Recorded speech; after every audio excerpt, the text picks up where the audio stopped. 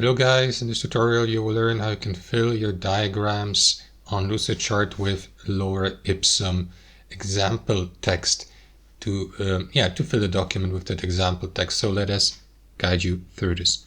So guys, let me show you can find this feature. Navigate to your diagram here in Lucidchart. I will go with that example diagram. You will need to click into these three lines in the top right, hover your mouse over insert, and you will find this option here at the bottom, fill with Lorem Ipsum. Now, bear in mind that this option is available or not available for all account levels. So you can do this only if you have the right account status here on Lucidchart. But if that's the case, you can enable it from here, and then your diagrams, text boxes, and so forth will be filled with that example Lorem Ipsum text that is customizable, so that other co-editors, for example, or users with access to the document may be given the opportunity to fill in their custom text there.